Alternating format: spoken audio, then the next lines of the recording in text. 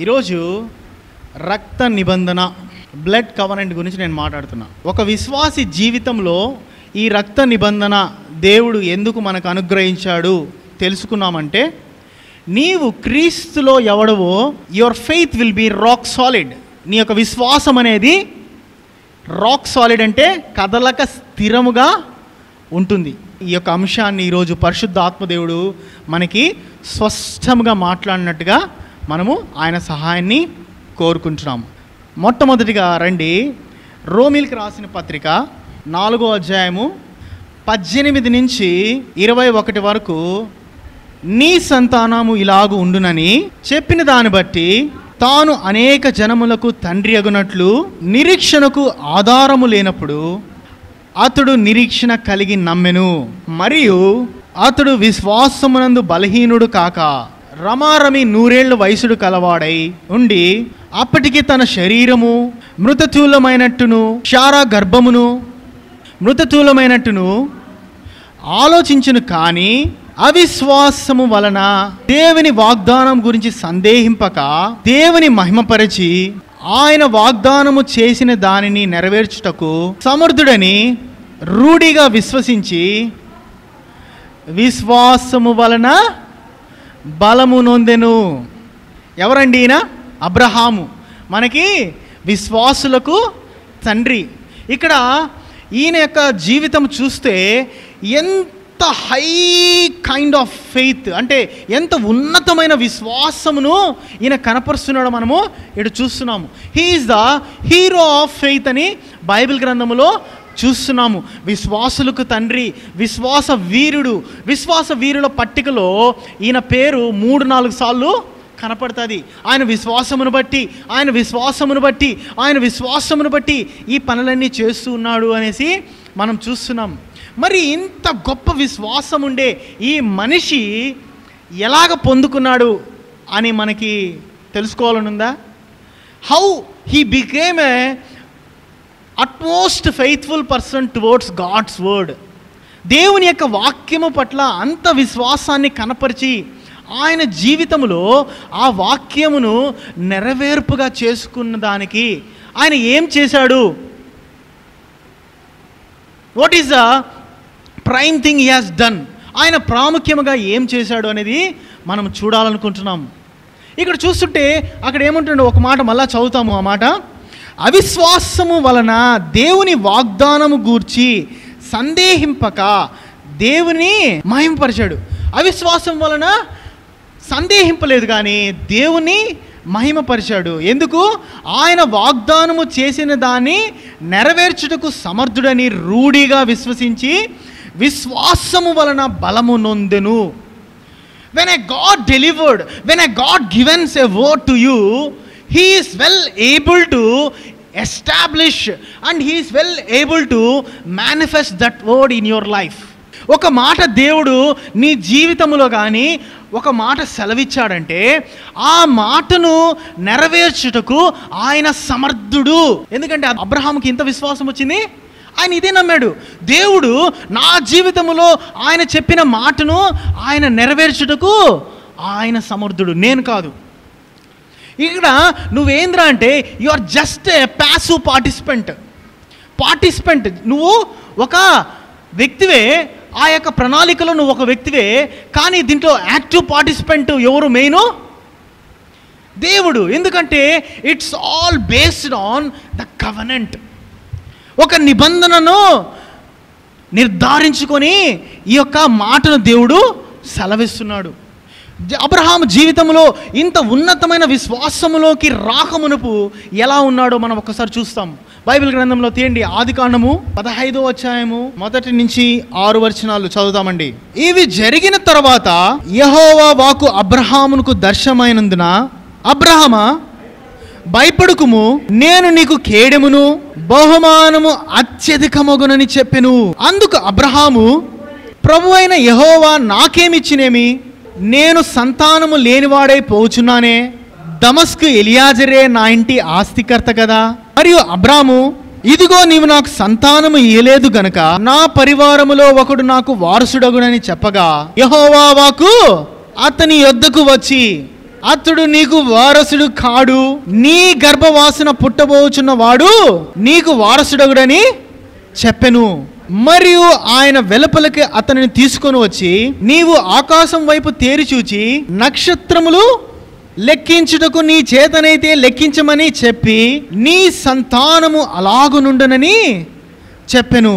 అతడు యెహోవాను నమ్మెను, అది అతనికి నీతిగా ఎంచెను. ఉదాహరణకి మిమ్మల్ని నేను ఒక షాపింగ్ మాల్లో కలిశాను. రేపు మీ షాపింగ్ మాల్లో కలిసి మీరెవరో నాకు తెలీదు, నేనెవరో మీకు తెలియదు. మీ దగ్గరకు వచ్చి, మీరు సోమవారము 10 గంటలకి పొద్దున నా దగ్గరికి రండి, మీకు కారు రాసిస్తాను, మీకు కారు ఒకటి నేను ఇవ్వాలనుకుంటున్నాను.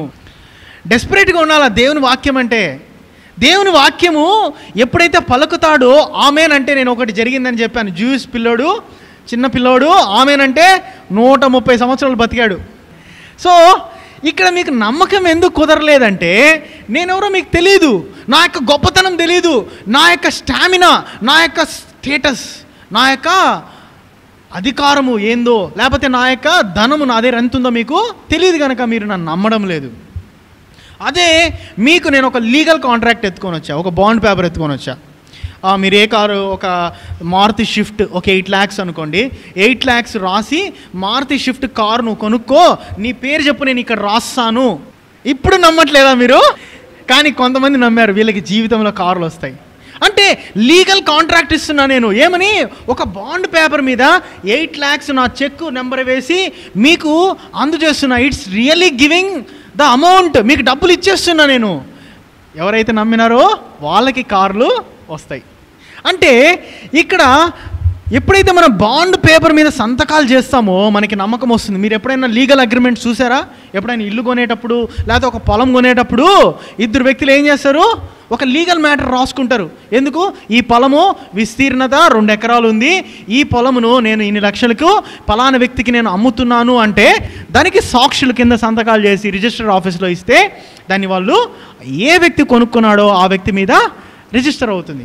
ఇక్కడ అబ్రహాం పరిస్థితి చూస్తే దేవుడు వాక్యములో ఏమంటున్నాడంటే, అబ్రహామా, నిన్ను నేను అత్యధికముగా ఆశీర్వదిస్తున్నాను, నీ యొక్క సంతానము ఆకాశములో ఉండు తారల వలె, నక్షత్రముల వలె విస్తరించును, నీ యొక్క సంతానము భూమిలో ఉండు ఇసుక రేణువుల వలె. లెక్క పెట్టగలుగుతామో మనం ఇసుక రేణువుల్ని సముద్రంలో పక్కన పోయినప్పుడు?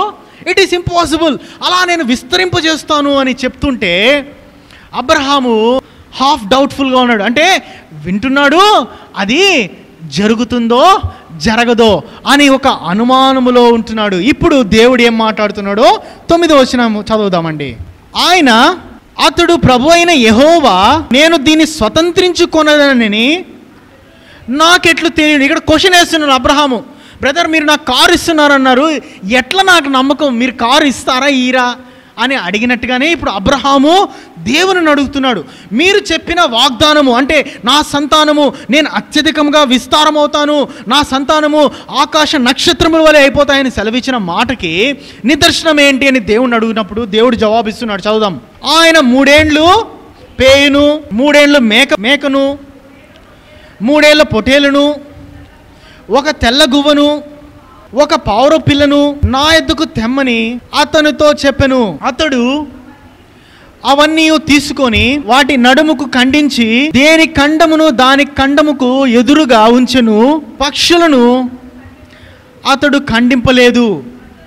గద్దలు ఆ కళేబరం మీద వాలినప్పుడు అబ్రహాము వాటిని తోసిపుచ్చెను. ప్రొద్దుగుంకు పోయినప్పుడు అబ్రహాముకు గాఢ నిద్ర పట్టెను. భయంకరమైన కటిక చీకటి అతనుకు కమ్మగా ఆయన, నీ సంతతి వారు తమది కాని పరదేశమందు నివసించి ఆ దేశము వారికి దాసులుగా నుందురు. వారు 400 ఏళ్ళు వీరిని శ్రమ పెట్టుదురు. వీరు ఎవరికి దాసులగుదురో ఆ జనమునకు నేనే తీర్పు తీర్చెదను. తర్వాత వారి మిక్కిలి ఆస్తితో బయలుదేరి వచ్చెదురు. నీవు క్షేమముగా నీ పితరుల యొద్దకు పోయిదువు, మంచి వృద్ధాపమందు పాతి పెట్టబడుదువు. అమోరీల అక్రమమును ఇంకను సంపూర్ణము కాలేదు గనుక నీవు 4వ తరము వారు ఇక్కడికి మరలా వచ్చేదరని నిశ్చయముగా తెలుసుకొని అబ్రహాముతో చెప్పెను. మరియు ప్రొద్దుగుంకి కటిక చీకటి పడినప్పుడు రాజుచున్న పొయ్యయు అగ్ని జ్వాలయును కనపడి ఆ ఖండముల మధ్య నడిచిపోయిను.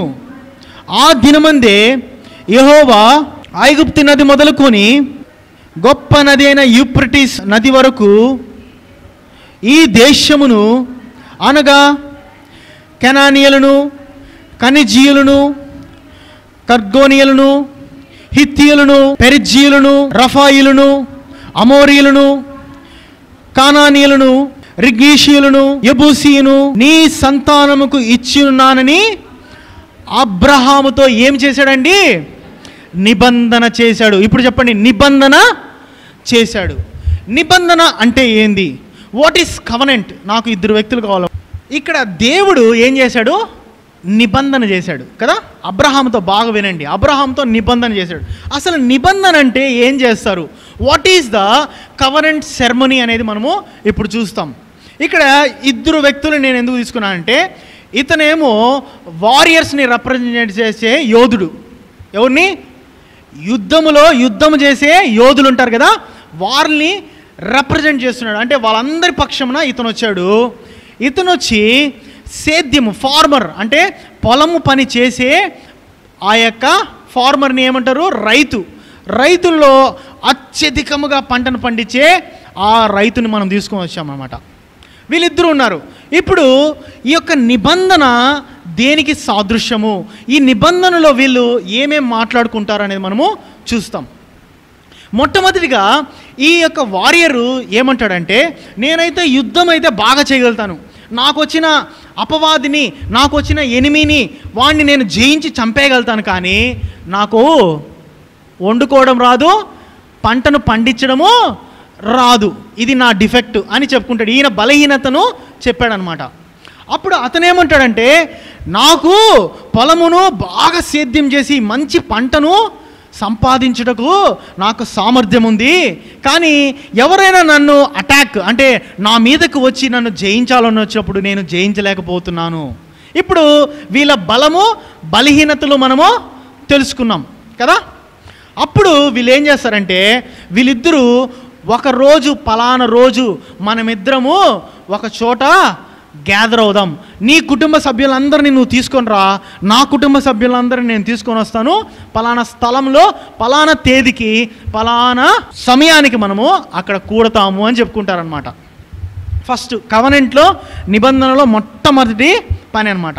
ఎప్పుడైతే అలా చెప్పుకుంటారో వాళ్ళు చెప్పిన ఆ సమయానికి ఇతను కుటుంబంలో ఉండే జనాలందరూ వస్తారు, అతను కుటుంబంలో ఉండే వాళ్ళందరూ గుంపు కూడి ఆ పలానా స్థలములో కూడతారు.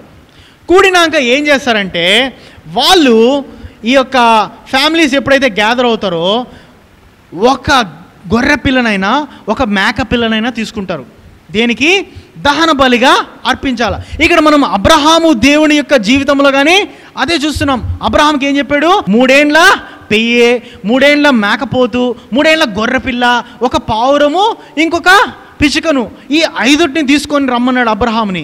అలాగనే నిబంధనలో ఈ యొక్క లోకంలో కానీ వీళ్ళు ఏం చేస్తారంటే, ఒక పొటేల్నో లేదా ఒక మేకపోతును తీసుకొని వచ్చి దాన్ని సగానికి అంటే సరిసగంగా డివైడ్ చేస్తారు. కత్తితో నరికేసి ఒకటి ఈ పక్క పెడతారు, ఒకటి ఆ పక్క పెడతారు, మధ్యలో ఒక సన్న గుంత మారిగి తవ్వుతారు.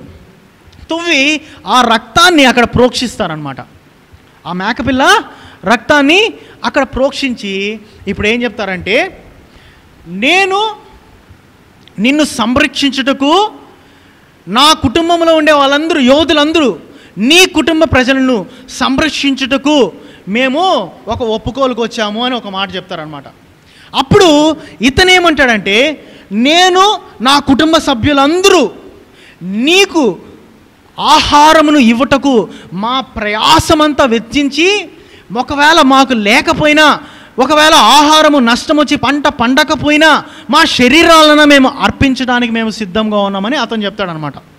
నిబంధనలో ఏంది ప్రాముఖ్యం అంటే, ఈ వ్యక్తి ఈయన యొక్క సామర్థ్యమును కంప్లీట్గా అతనికి ఉపయోగపడేయడానికి చేస్తున్నాడు. ఏమంటున్నాడు? నేను నా ప్రాణమును పణంగా పెట్టి నిన్ను రక్షిస్తాను అని చెప్తున్నాడు. అలానే నా కుటుంబ సభ్యులంతా, మీ కుటుంబము, మీ గోత్రమును అంతటిని మేము కాపాడుతాము అని చెప్తున్నాడు అనమాట. దానికి బదులుగా అతను ఏమంటున్నాడంటే, నేను ఎట్లయినా సరే మంచి పంటను కష్టపడి సంపాదించి నీకు శ్రేష్టమైన ఆహారాన్ని అందజేస్తానని చెప్తున్నాడు. ఇలా చెప్పిన తర్వాత వీళ్ళు ఏం చేస్తారంటే, యోధుడి చేతిలో ఏముంటుందండి? ఖడ్గం ఉంటుంది, లేకపోతే బాణాలు ఉంటాయి, ఆరోస్ అండ్ బో ఉంటుంది, ఒక కత్తి ఉంటుంది అనమాట. ఈ యొక్క కత్తిని, ఈ యొక్క ఖడ్గమును, ఈ యొక్క బాణముల్ని అతని చేతికి ఇస్తాడనమాట. ఆయన తనకి బదులుగా ఒక పొలము చేసే పనివాడి చేతిలో ఏముంటుంది? నాగలి ఉంటుంది, కొడవలు ఉంటుంది. అవిటిని ఇతని చేతికి ఇస్తాడు. ఈ చేసినప్పుడు ఏం జరిగిందంటే, ఇక్కడ శక్తిని ట్రాన్స్ఫర్ చేస్తున్నాం. శక్తిని ట్రాన్స్ఫర్ అంటే పవర్ని కానీ ట్రాన్స్ఫర్ చేసుకుంటున్నారు. ఈయన శక్తితో యుద్ధం చేయాలంటే కత్తి కావాలి కదా, ఆ కత్తిని అధికారముగా ఇచ్చేస్తున్నాడు. అంటే ఇతని అధికారాన్ని అతని చేతిలో పెడుతున్నాడు, అతని అధికారము ఇతని చేతిలో పెడుతున్నాడు అనమాట. దీని ద్వారా ఏమవుతుందంటే, నీవు నాకు సంరక్షించుటకు ఒక రుజువుగా ఎంచబడుతుంది. అంతేకాకుండా ఇప్పుడు ఈ యొక్క ఏదైతే ఆ పశువును కోసారో, 2 ముక్కలుగా చేసి మధ్యలో ఆ రక్తమును దారాలుగా చిందించారో, వీళ్ళిద్దరూ వాళ్ళ మార్చుకున్న ఖడ్గములు తీసుకొని ఈ మధ్యలో ఇలా నడుచుకుంటూ పోతారనమాట. దేవుడు సాయంకాలం పూటిన ప్రొద్దుగుంకు వేళలో అగ్ని జ్వాల వంటి ఒక వెలుగు ఆ మధ్యలో సంచరించును అనేది, అదే నిబంధనకు ఆధారము. అంటే వీళ్ళిద్దరి మధ్యలో ఈ నిబంధన అయిపోయిందనమాట. ఏమంటే, నిన్ను నేను సంరక్షించుటకు నా ప్రాణమును పణంగా పెడతానని ఈ యొక్క యోధుడు చెప్తే, అతను ఆ వ్యవసాయదారుడు ఏమంటాడంటే, నిన్ను ఈ యొక్క సంవత్సరం అంతటిలో ఎప్పుడు కానీ నీకు ఆకలి లేకుండా నేను నిన్ను పోషిస్తూ ఉంటాను అని చెప్తున్నాడు అనమాట. తర్వాత ఏం చేస్తారంటే, వీళ్ళ కుటుంబము వాళ్ళ కుటుంబము కలిసి ఆ యొక్క భోజనములో పాలు పొందారు. వాళ్ళు ఆహారమును అతనికిస్తే అతను ద్రాక్షారసమును ఇతనికిస్తాడు. There is called a communion. సహవాసము కలిగి ఉంటారు. ఇప్పుడు ఏమవుతున్నారంటే, వీళ్ళిద్దరూ ఏకమవుతున్నారు. ఆఖరిగా 2 కార్యములు చేస్తారు. ఇది చాలా ఇంపార్టెంట్. ఏం చేస్తారంటే, ఇతను ఈ యొక్క మడికట్టు ఉంది కదా, ఈ మడికట్టు ఇటుపక్క కోసుకుంటాడనమాట. కత్తితో కోస్తే ఏమొస్తుంది? బ్లడ్ వస్తుంది, రక్తం వస్తుంది. తర్వాత అతని మడికట్టు ఇక్కడ కోసి ఇట్లా పెడితే ఏమని అర్థము? నీ రక్తములో నా రక్తము ఇమిడి ఉంది అంటే ఏమని అర్థము? మనిద్దరము ఒకటైపోయినాము, దేవునిలో మనము ఒకటైపోయినాము అని సెలవిస్తుంది. ఏక ఒడంబడిక జరిగింది. That is called covenant relationship. ఇలాగ అయిపోయిన తర్వాత ఇప్పుడు ఇతని పేరేంది మనం అనుకునింది? యోధుడు, అతను వ్యవసాయదారుడు. వీళ్ళిద్దరి పేర్లు ఒకటే అయిపోతాయి. వ్యవసాయదారుడైన యోధుడు, వారియర్ ఫార్మర్ అయిపోయినారు. ఇప్పుడు వీళ్ళిద్దరికి సపరేట్ పేర్లు కానీ లేవు, ఒకరే అయిపోయినారు. ఇప్పుడు వీళ్ళిద్దరూ ఒక్క లక్ష్యం మీద పని చేస్తారు. ఇతనేమో యుద్ధం చేస్తూ ఉంటాడు, అతను పంట పండిస్తూ ఉంటాడు. దానికి సమానముగా వీళ్ళిద్దరూ పైకి ఎదుగుతారు. సో ఇది నిబంధన కార్యం అన్నమాట. దేవుడు సర్వశక్తిమంతుడైన ఎల్షద్దాయ్, ఆయన సృష్టికర్త అయిన దేవుడు ఒక మనుష్యుడితో ఇలాంటి నిబంధనను చేశాడు. ఎంత అద్భుతం కదండి. అబ్రహాము యొక్క విశ్వాస జీవితానికి రహస్యం ఏంద్రంటే ఇదే. అందుకే ఏమంటున్నాడు ఆఖరి మాటలో, ఒకసారి చదువుదామండి. 15వ అధ్యాయము. తెలుగులో ఇంత స్పష్టంగా లేదు కానీ ఇంగ్లీష్లో ఏమంటుందంటే, in the same day the lord made a covenant with Abraham అని ఉంటుంది. ఈ యొక్క నిబంధన ఇంత ఫైనల్గా ఇంత స్ట్రాంగ్గా చేసినప్పుడు ఆ యొక్క నిబంధన యొక్క శక్తిని కానీ మనము గమనిస్తున్నాం. ఏమంటాడంటే, నేను చచ్చేంత వరకు, యోధుడు ఏమంటాడంటే, నీ కొరకు పోరాడుతూనే ఉంటాను, నా ప్రాణమును విడిచిపెట్టేంత వరకు నేను పోరాడుతూనే ఉంటాను. అలానే వ్యవసాయకుడు ఏమంటాడంటే, నేను నా శ్రమ నోర్చి నా ప్రాణమును పనంగా, ఒకవేళ ఆహారము లేకపోతే నా శరీరాన్ని నీకు దానముగా ఇచ్చేంత వరకు నేను శ్రమిస్తానని చెప్తున్నాడు. ఇప్పుడు మనము అబ్రహాము జీవితంలో యెహోవా దేవుడు చేసిన నిబంధనలో యెహోవా ఏమంటాడంటే, నేను అబద్ధమాడుటకు నరుడును కాను, భూదిగంతములు గతించును కానీ నా మాటలు గతించమంటున్నాడు. నిన్న నేడు ఒకటే రీతము నిరంతరము ఏకరీతిగా ఉన్న బహు గొప్ప దేవుడిని నేను అని సెలవిస్తున్నాడు దేవుడు. అంటే ఇక్కడ యెహోవా దేవుడికి చావు లేదు కాబట్టి అబ్రహాము చచ్చేంత వరకు నిబంధన అలానే ఉంటుంది, అది నీ తరతరములకు వ్యాపించును అని సెలవిస్తున్నాడు. అసలు నిబంధన యొక్క ప్రాముఖ్యతను మనం చూసినట్టయితే కీర్తనల గ్రంథము 89:34 చదువుదామండి ఒకసారి. నా నిబంధన నేను రద్దుపరచును, నా పెదవుల గుండు బయలుదేరు వెళ్ళు మాటను మార్చను. ఏమంటున్నాడు? నా పెదవుల గుండు బయలుదేరు మాటను మార్చను అంటున్నాడు దేవుడు. అంటే ఎప్పుడైతే దేవుడు ఒక మాట నీ జీవితంలో ఒకసారి చెప్పాడో ఆ మాట తూచా తప్పకుండా నెరవేరుస్తుంది. ఇంకొక మాట 111వ అధ్యాయము 5వ వచనం చదువుదామండి. తన యందు భయభక్తులు గల వారికి ఆయన ఆహారం ఇచ్చి ఉన్నాడు, ఆయన నిత్యము తన నిబంధనను జ్ఞాపకము చేసుకొనును. ఎవరికండి? ఆయన యందు భయభక్తులు గల వారికి ఆయన తన నిబంధనను నిత్యము జ్ఞాపకం చేసుకుంటున్నాడని వాక్యము సెలవిస్తుంది. ఆయన జీవితంలో ఎప్పుడైతే ఆ నిబంధనను ఆయన చూపించాడో అబ్రహాము జీవితం ఎట్లా మారిందో మనం చూస్తాము. ఇక్కడ పేరేమో అబ్రాముగా ఉంది, దేవుని క్వశ్చన్ వేస్తున్నాడు, ఇది ఎట్లా జరుగుతుంది నా జీవితంలో అన్నప్పుడు ఈ నిబంధనను చూపించాడు. ఒకసారి దేవుడు నీ జీవితంలో నిబంధన చేశాడంటే దాన్ని ఆయన చేయుటకు సమర్థుడని వాక్యము చూస్తున్నాము. ఇప్పుడు అబ్రహాము జీవితంలో ఆదికాండము 17:1 చదువుదాం. అబ్రహాము 99 ఏండ్ల వాడైనప్పుడు యెహోవా అతనికి ప్రత్యక్షమై, నేను సర్వశక్తి గల దేవుడను, నా సన్నిధిలో నడుచుచు నిందారహితుడివై ఉండుము, నాకును నీకును మధ్య నా నిబంధనను నియమించి నిన్ను అత్యధికముగా అభివృద్ధి పొందించుదునని అతనితో చెప్పెను. అబ్రహాము సాగిలపడి ఉండగా దేవుడు అతనితో మాట్లాడి, ఇదిగో నేను నియమించిన నా నిబంధన నీతో చేసి ఉన్నాను, నీవు అనేక జనములకు తండ్రి అగుదువు. అబ్రహాము ఆయన విశ్వాసమును దేని మీద ఆధారపరుచుకున్నాడండి? ఈ యొక్క నిబంధన, దేవుడు చేసిన ఆ నిబంధనను బట్టి దేవుడు అబద్ధమాడుటకు నరుడు కాదు. నాకేమన్నాడు? నా జనులు ఆకాశ నక్షత్రముల వలె చేస్తానన్నాడు, భూమి మీద ప్రాకు ఇసుక రేణువుల వలె చేస్తానన్న మాటను ఆయన ఆ నిబంధనలో చూపించాడు. ఎప్పుడైతే దేవుడితో ఆ ఒడంబడిక చేసుకున్నాడో అబ్రహాముకి 99 సంవత్సరములు ఎవరికైనా నీకు పిల్లలు పుడతారంటే అనుమానం వస్తుందా? రాదండి, రావాలి. న్యాచురల్ స్టాండ్ పాయింట్ అంటే ప్రకృతి సంబంధమైన లేకపోతే సహజ సిద్ధమైన జీవితంలో ఈ యొక్క మాటలు చెప్తే నమ్మడానికి ఆస్కారము లేదు.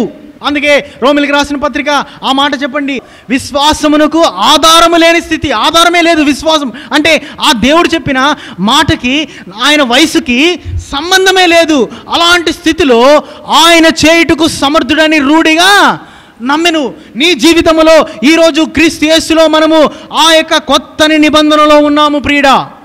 ఎప్పుడైతే అబ్రహాము ఆయన 99 సంవత్సరములో దేవుడు చెప్పిన మాటను నెరవేరుస్తాడు, ఆయన ఖచ్చితంగా నా జీవితంలో ఈ మాటను సంపూర్తి చేస్తాడని నమ్మాడు, అది అతనికి నీతిగా ఎంచబడింది. అందుకే 17:5, మరియు ఇక మీదట నీ పేరు అబ్రాము అనబడదు, నిన్ను అనేక జనములకు తండ్రిగా నియమించి తిని గనుక నీ పేరు అబ్రహాము. ఆ హా ఏందో తెలుసా? దేవుని యొక్క మాట, దేవుని యొక్క జీవము. మనుషుడు ఆది కాండములో దేవుడు ఆసికానంద్రములో జీవవాయు ఊదెను, రుహా అంటారు హెబ్రీ పదము. రుహా అంటే దేవుని యొక్క జీవము గల ఆత్మను మనిషి జీవములోకి పంపించాడు, మంచి శరీరంలోకి. ఇప్పుడు అబ్రామ్గా ఉండే అబ్రహాము అబ్రహాముగా మారెను. అంటే ఇప్పుడు ఆయన శరీరంలోకి ఒక జీవం వచ్చింది, దేవుని జీవము ప్రవేశించింది. ఎప్పుడైతే దేవుని జీవము ప్రవేశిస్తుందో దేవునికి అసాధ్యమైనది ఏది లేదు కనుక నీవు దేవుని బిడ్డవైతే నీ జీవితంలో దేవునికి అసాధ్యమైనది లేని కార్యములు నువ్వు చేస్తావు. ఆమేన్. అబ్రహాముగా మార్చబడ్డాడు. అబ్రహాముకి ఆ 99 సంవత్సరములో ఆయన దేవుడిచ్చిన వాగ్దానంని వెంటాడి దాన్ని నెరవేర్చుకుని ఉన్నాడు. నీ జీవితంలో ఎన్ని రోజులుగా నువ్వు ఆలోచిస్తున్నావో చూసుకో. నీ యొక్క జీవితంలో దేవుని యొక్క వాగ్దానమును నువ్వు స్వతంత్రించుకుంటున్నావా, లేకపోతే ఇంకా ఎప్పుడు ప్రభా అని అనుకుంటున్నావా? ఇక్కడ పేరు మార్చబడింది. మనం ఇందాక చూసాము ఆ యొక్క ఒడంబడికలో వాళ్ళిద్దరూ పేర్లు మార్చుకున్నారు. ఎప్పుడైతే ఆ రక్తములో ఇద్దరు పాలిభాగస్తులైనారో, పేర్లు మార్చుకున్నారో, వాళ్ళిద్దరూ ఒకటైపోయారు. అంటే నీ జీవితంలో, నీ యొక్క జీవితంలో దేవుడు ఆయన ఆధిపత్యాన్ని వహించుటకు దిగి వచ్చాడు నీ కొరకు. 7వ వచనము, నేను నీకును నీ తర్వాత నీ సంతానమును దేవుడై ఉండినట్లు నాకును నీకును నీ తర్వాత వారిలోని నీ సంతతికిని మధ్య నా నిబంధనను నిత్య నిబంధనగా స్థిరపరుచును. It's not the only covenant between Abraham and the everlasting almighty God, but it's a covenant between almighty God and Abraham and his descendants అని వాక్యం ఉంది. ఆయన నాకును నీ సంతానము వారికి అంటున్నాడు. ఎవరండి ఈరోజు అబ్రహాము సంతానము?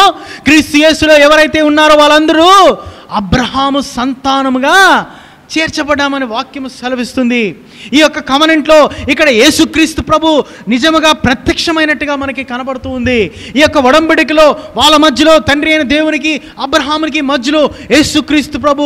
ఎందుకంటే మనం గలతీయులకు రాసిన పత్రికలో చూసినట్టయితే యేసుక్రీస్తు ప్రభు అబ్రహాము యొక్క సంతానమని వాక్యము సెలవిస్తుంది. అందుకే 9వ వచనం చూద్దామండి.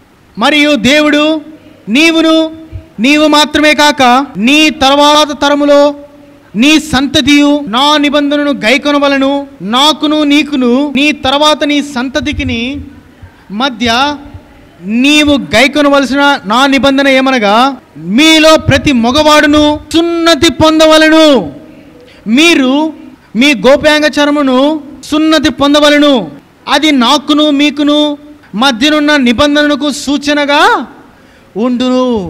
What is this circumcision? ఈ యొక్క సున్నతి అంటే ఏంది? ఆ కాలంలో అబ్రహాము సంతతి వారికి దేవుడు సున్నతి కార్యక్రమం చేయించాడు.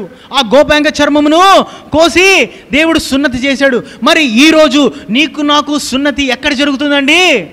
ఆత్మ సున్నతి జరుగుతుంది. నీ హృదయము సున్నతి పొందాలా.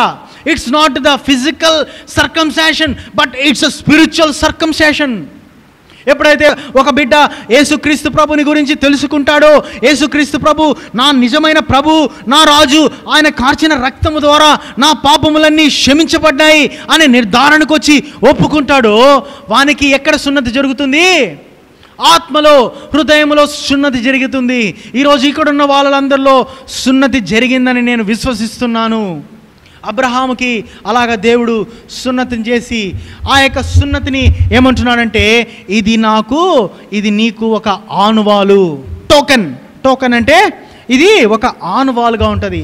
బైబిల్ గ్రంథంలో దీనికన్నా ముందుగా దేవుడు ఒక ఆనువాలను ఇచ్చాడు. ఎవరికి ఇచ్చాడండి? నోవాకి ఇచ్చాడు. ఏమిచ్చాడు నోవాకి? ఇంద్రధనస్సును ఇచ్చాడు, రెయిన్బో. ఏమంటున్నాడు నోవా, ఇంకెప్పుడైనా సరే ఈ యొక్క ఇంద్రధనుస్సును నేను చూసినప్పుడు నా ప్రజలైన మిమ్మలను నేను నీళ్లతో ఇలా నాశనము చేయను. This will be a token for ever lasting. అది ఈ యొక్క ఇంద్రధనుస్సు చూసినప్పుడంతా నిన్ను కానీ నీ ప్రజలను కానీ నేను నశింప చేయను అని టోకెన్ ఇచ్చాడు. అబ్రహాము జీవితంలో సున్నతి అనేది ఒక టోకెన్, ఒక నిదర్శనముగా ఇచ్చాడు. అక్కడ నోవా జీవితంలో ఆ యొక్క ఇంద్రధనుస్సును ఆ నిదర్శనముగా దేవుడు చూపిస్తున్నాడు. ఈరోజు క్రీస్తు యేసులో నీవు నేను ఆయన నిత్య నిబంధన రక్తము ద్వారా మనము ఆయనతో పాలి భాగస్థులమైనామని వాక్యము సెలవిస్తుంది. ఆదికాండము 22వ వచనము 1వ వచనం చదువుదామండి. ఆ సంగతులు జరిగిన తర్వాత దేవుడు అబ్రహామును పరిశోధించును. ఎట్లనగా ఆయన అబ్రహామా అని పిలువగా అతడు చిత్తము ప్రభువా అనెను. అప్పుడు ఆయన, నీకు ఒక్కగాను ఒకడైన కుమారుని అనగా నీవు ప్రేమించు ఇస్సాకును తీసుకొని మోరియా దేశమునకు వెళ్ళి అక్కడ నేను నీతో చెప్పబోవు పర్వతములో ఒకదాని మీద దహన బలిగా అతనిని నర్పించవలనని చెప్పెను. ఎప్పుడు మొదలైంది? దేవుని యొక్క మాట, దేవుని యొక్క నిబంధన అయితే వచ్చేసింది. బాగా స్ట్రాంగ్గా ఉన్నాడు అబ్రహాము. ఎందుకు? 99 సంవత్సరాల బిడ్డను పుట్టించాడు. It's scientifically impossible, but God made him possible. ఆయన సమర్థుడిగా చేశాడు. ఎందుకు? విశ్వాసమును బట్టి, నిబంధనను బట్టి బలము పొందాడు. ఇప్పుడు పరీక్ష వచ్చింది. ఏమంటున్నాడు? కమాన్, గెట్ అప్ అబ్రహాం. అబ్రహామాలి, నీకు ఒకగానొకడు నీవు ప్రేమించు ఇస్సాకును నేను చూపించు పర్వతం మీద నువ్వు నాకు బలిగా అర్పించాలి అని చెప్తున్నాడు. ఇదే ప్రశ్న దేవుడు నీ జీవితంలో వేస్తున్నాడు. నీకు ఇష్టమైన దాన్ని దేవుని కొరకు సమర్పించమని చెప్తున్నాడు. ఎలా ఉన్నాం మనము? నిబంధన నీ జీవితంలో ఉందంటే భయపడవు. నిబంధన లేనప్పుడు, అరే ఇది నా ప్రత్యేకమైనది కదా, ఇది నాకు ఒక్కటే కదా ఉండేది, నేను ఇది కొన్ని సంవత్సరాలు కష్టపడితే నాకు వచ్చింది కదా, దీన్ని నేను ఎట్లా వదుక్కోవాలి అని ఆశపడుతూ ఉంటావు. ఎందుకు? నిబంధన గురించి నీకు తెలియనప్పుడు. ఇప్పుడు అబ్రహాం రిప్లై చూద్దాం. 3వ వచనం. తెల్లవారినప్పుడు అబ్రహాము లేచి తన గాడిదకు గంత కట్టి తన పనివారిలో ఇద్దరిని తన కుమారుడగు ఇస్సాకును వెంట పెట్టుకొని దహన బలి కొరకు కట్టెలు చీల్చి లేచి దేవుడు తనతో చెప్పిన చోటకి వెళ్ళెను. 3వ నాడు అబ్రహాము కన్నులెత్తి దూరము నుండి ఆ చోటను చూచి తన పరివారితో ఏం చెప్తున్నాడు చూడండి. మీరు గాడిదతో ఇక్కడే ఉండుడి, నేను ఈ చిన్నవాడును అక్కడికి వెళ్ళి బ్రాకెట్లో దేవునికి మ్రొక్కి. He is not telling about sacrifice. ఇక్కడ ఏమంటున్నాడంటే, నేను ఈ చిన్నవాడిని వెళ్ళి ఈ చిన్నవాడిని నేను ఆడ చంపేస్తానని చెప్పడంలా. విశ్వాసములో నెగిటివ్ థాట్స్, నెగిటివ్ టాకింగే ఉండదండి. విశ్వాస జీవితంలో పొర్రపాటున కానీ చెడు మాటలు, చెడు ఆలోచనలు నీ మైండ్లోకి రాకూడదు. నీ జీవితంలో నీకు మంచి జరిగే కార్యమే విశ్వాసంలో వస్తుంది. కానీ ఎప్పుడైతే నువ్వు నిబంధనలో ఉన్నప్పుడు దేవుడు ఈ క్లిష్టమైన పరిస్థితిలో కానీ నన్ను రక్షించుటకు ఆయన సమర్థుడని చెప్పగలుగుతావు. కానీ నీ పరిస్థితులను చూసి నీ భయపడిపోయి, ప్రభువా నేను ఏం చేయాలా, నేను చచ్చిపోతున్నా, నాకు ఈ రోగం వచ్చేసింది, నాకు శాలరీ సరిపోవడం లేదు, మా కుటుంబంలో కలతలు ఉన్నాయి, విభేదాలు ఉన్నాయి, నాకు మనశ్శాంతి లేదు, నేను సూసైడ్ చేసుకుంటాను. ఇదంతా సాతాను నీ హృదయంలో కల్పించే చెడు తలంపులు. ఏమంటున్నాడు అబ్రహాము? నేను ఆ చిన్నవాడును అక్కడికి వెళ్ళి దేవునికి మ్రొక్కి మరలా మీ యొద్దకు నీ ప్రజలను, నీ సంతానము, నీ కౌగిటిలో నుంచి పుట్టువాడు ఇసుక రేణువుల వలె తయారవుతాడంట, నక్షత్రముల వలె తయారవుతాడు. వరే, ఇప్పుడు దేవుడు ఇస్సాకుని చంపేశాడు అనుకోండి, ఎక్కడి నుంచి చేస్తాడు దేవుడు? ఒకవేళ చంపినా కానీ ఇస్సాకుని మళ్ళా దేవుడు బ్రతికించాలా, అంత ధైర్యంలోకి వచ్చేసాడు. ఇప్పుడు ఇస్సాకుని బలిమన్నాడు దేవుడు, నేను ఇస్తాను హ్యాపీగా. ఎందుకు? నిబంధనను ఆయన రద్దుపరచడు. నీ జీవితంలో నిబంధనను ఆయన రద్దుపరచడు. నిబంధనను ఆయన రద్దుపరచడు కనుక దేవుడు ఏం చెప్పినా నేను చేస్తాను, దేవుడికి నేను సమర్పించుకుంటాను. ఎందుకు? ఆయన నాకు మళ్ళీ ఇస్తాడు. ఆ కాన్ఫిడెన్స్ నీలో ఉండాలా. 7వ వచనం. ఇస్సాకు తన తండ్రి అయిన అబ్రహామును నా తండ్రి అని పిలిచెను. అందుకతడు, ఏమి నా కుమారుడా అనెను. అప్పుడు అతడు, నిప్పును కట్టును ఉన్నవి కదా, దహన బలికి గొర్రె పిల్ల ఏదని అడగగా. విశ్వాసము మాటలు ఎట్లుంటాయి చూడు. నిప్పును కట్టెలున్నాయి, మరి డాడీ దహన బలికి గొర్రె పిల్ల ఎక్కడా అంటే నేను కాదు అని డిసైడ్ అయిపోయినాడు. విశ్వాసం అది అలా ఉంటుంది. దేవుడే దహన బలికి గొర్రె పిల్లను చూచుకొనును. God will provide himself. నీ జీవితంలో అనుకుంటున్నావేమో, నేను ఎట్లా చేయాలా, నేను ఎట్లా సంపాదించుకోవాలా, లేకపోతే నేను ఎట్లా అచీవ్ చేయాలనుకుంటున్నావో. No my friend, if you are in covenant, ఎప్పుడైతే దేవుని యొక్క నిబంధనలో నువ్వు ఉంటావో, దేవుడే నీ జీవితంలో ఆయన సమృద్ధిగా నీకు దయచేస్తాడు. Amen, hallelujah. God will provide himself. దేవుడే దహన బలకు గొర్రె పిల్లను చూచుకొనును. నువ్వు కాదు చూడాల్సింది, నువ్వు చూడాల్సింది దేవుని యొక్క మాట. ఆ బైబిల్ గ్రంథంలో చాలామంది హైయెస్ట్ ఫార్మ్ ఆఫ్ వర్షిప్ అంటే దేవునికి అత్యధికమైన ఆరాధన ఎక్కడుందంటే వెంటనే ఏమంటారండి? యోహాను సువార్త 4వ అధ్యాయం అంటారు. కాదండి, ఆది కాండంలోనే ఈ ఆరాధన చూపిస్తున్నావు. దహనబలి పొట్టేళ్ళు నాకు అవసరం లేదు, నీవు నా మాటను అంగీకరిస్తే అదే దేవునికి నువ్వు ఆరాధన అంటున్నాడు. దేవుని యొక్క మాటను నువ్వు విన్నావంటే, దేవుని యొక్క మాటను వింటే ఆయన్ని ఆరాధించినట్టే. దేవుడు ఈ కార్యము నువ్వు చేయాలి అని చెప్పినప్పుడు దాన్ని విసుకకుండా, దాన్ని సనగకుండా, దాన్ని డిలే చేయకుండా, దాన్ని త్వరపెట్టి ఆ కార్యము నువ్వు చేసావంటే అదే నువ్వు దేవునికి ఇచ్చే ఆరాధన. అబ్రహాము జీవితంలో అది నేర్చుకున్నాడు. అందుకే అది అతనికి నీతిగా ఎంచబడింది. 8వ వచనం, అబ్రహాము నా కుమారుడా, దేవుడే దహన పలికి గొర్రెపిల్లను చూచుకొనునని చెప్పెను. అలాగు వారిద్దరూ కూడి వెళ్ళి దేవుడు అతనితో చెప్పిన చోటకి వచ్చినప్పుడు అబ్రహాము అక్కడ బలిపీఠమును కట్టి కట్టెలను చక్కగా పేర్చి తన కుమారుడు ఇస్సాకును బంధించి ఆ బలిపీఠం పైన కట్టెల మీద ఉంచెను. అప్పుడు అబ్రహాము తన కుమారుని వధించుటకు తన చేయి చాపి కత్తి పట్టుకొనును. చాలామంది ఏమంటారంటే, బ్రదర్ నేను ప్రేయర్ చేస్తున్నాను బ్రదర్, నా జీవితంలో ఏమి దేవుడు కార్యం చూపించలేదు అని అంటున్నారేమో. నీ విశ్వాస పరిమాణం చూసుకో, దేవుడు నీకు ఇచ్చిన నిబంధనను జ్ఞాపకం చేసుకో. ఇక్కడ అబ్రహాము ఆ కొండను వెక్కేటప్పుడే దేవుడు గొర్రెపిల్లను రెడీ చేశాడా? ఎప్పుడు చేశాడు? అబ్రహాము ఐజక్ని ఇస్సాకును చంపే స్థితికి వచ్చాడు. అంతవరకు దేవుని యొక్క మాటను విన్నాడు. నీ హృదయంలో అలా వింటున్నావా? లేకపోతే ఇది కాదు కాబట్టి భయపడి పరిగెత్తున్నావా? చూసుకో. అబ్రహాము కత్తి ఎత్తినప్పుడు ఆయన రిప్లై ఏమంటున్నాడు చూడండి. యెహోవా దూత పరలోకము నుండి అబ్రహామా అబ్రహామా అని అతనిని పిలిచెను. అందుకు అతడు చిత్తము ప్రభువా అనెను.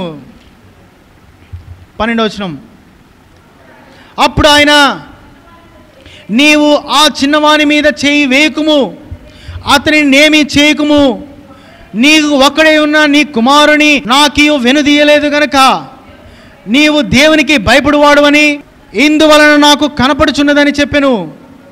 అప్పుడు అబ్రహాము కళ్ళనెత్తి చూడగా కొమ్ములు తగులుకొని ఉన్న ఒక పొట్టేలు వెనుక కనపడెను.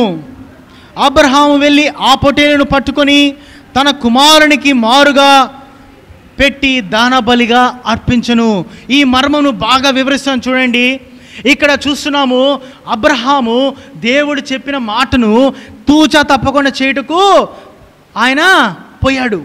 అబ్రహాము ఇస్సాకును ఆ దహన బలి మీద పెట్టివేశాడు.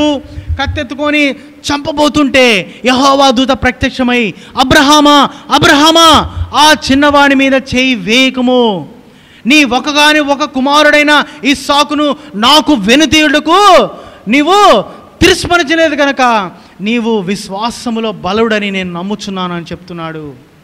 ఇదే జరిగిందండి 2000 సంవత్సరాల క్రితము.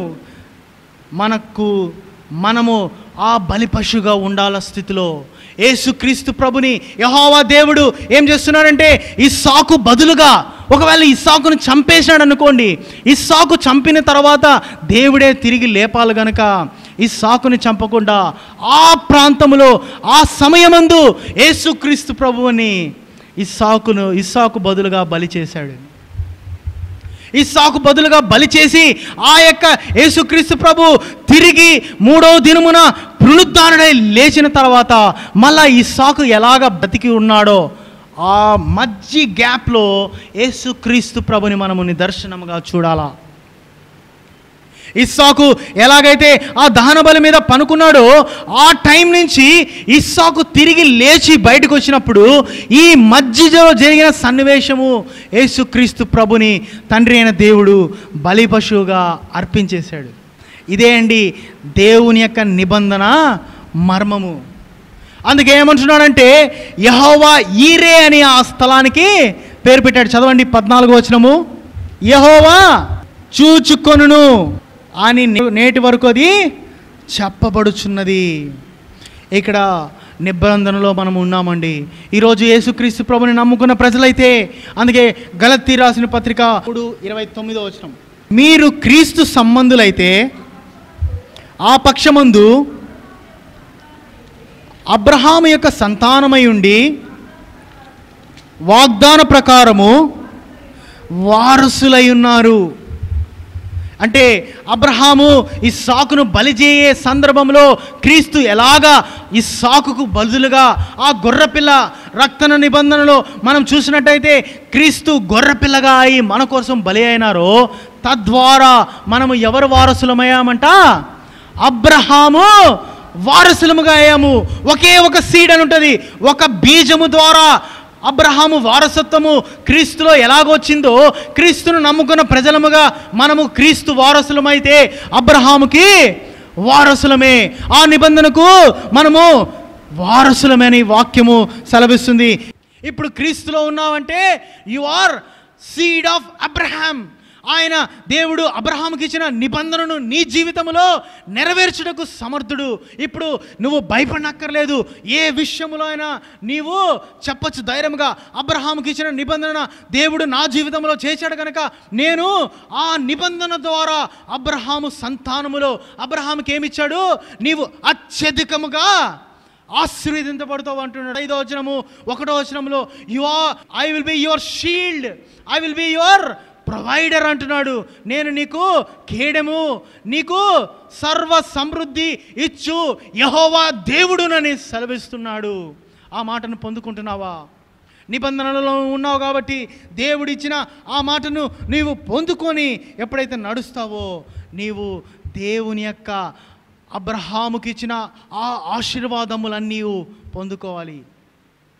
ఈరోజు ఎంతమంది అబ్రహాము బహుమానాలు కావాలని కోరుకుంటున్నారండి? ఇది మనము వాక్యమును విన్నాము కాబట్టి వాక్యానుసారముగా మనం పొందుకోవాలా. అలాంటి వాళ్ళు మీ కొరకు నేను ప్రార్థన చేస్తానండి. దేవుని యొక్క నిబంధన ఎంత ఖచ్చితంగా ఉంటుందో చూసామండి. దేవుని యొక్క నిబంధన ఎంత స్పష్టంగా ఉంటుందో, దేవుని యొక్క నిబంధన ఎంత స్ట్రాంగ్గా, ఎంత శక్తివంతమైనదో మనం చూసామండి. అబ్రహాముకు చెప్పాడు, ఆ యొక్క పశువులను ఎప్పుడైతే విభజించి పెట్టాడో దేవుడు ఒక వెలుగుగా అగ్ని జ్వాల వంటి జ్వాలలు ఆ సంచారించింది. ఒకప్పుడు నీవు నేను నిబంధన లేని స్థితిలో ఉన్నాము.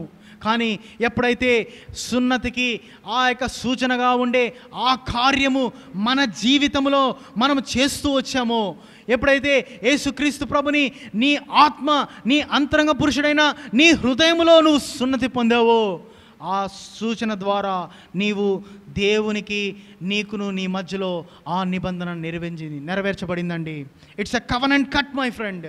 అలాంటి నిబంధనలో నువ్వు ఉన్నావు కాబట్టి ప్రార్థన చేస్తాము. అబ్రహాము దేవా, ఇస్సాకు దేవా, యాకోబు దేవా, ఈరోజు ప్రభువా మీరు మా పట్ల మీరు చూపించిన నిబంధనను బట్టి మేము ప్రార్థన చేస్తున్నామయ్యా. మా జీవితంలో మా పితరుడైన అబ్రహాము అనుభవించిన ప్రతి ఒక్క ఆశీర్వాదము నెరవేర్చినట్లు మీ నిబంధనను జ్ఞాపకం చేసుకుంటున్నామయ్యా. మా జీవితంలో మీరు నిబంధనను స్థిరపరిచే దేవుడుగా ఉన్నందుకు మీకు స్తోత్రములు చెల్లించుకుంటూ నజరేయుడైన యేసుక్రీస్తు నామములో ప్రార్థిస్తున్నాము తండ్రి. ఆమేన్.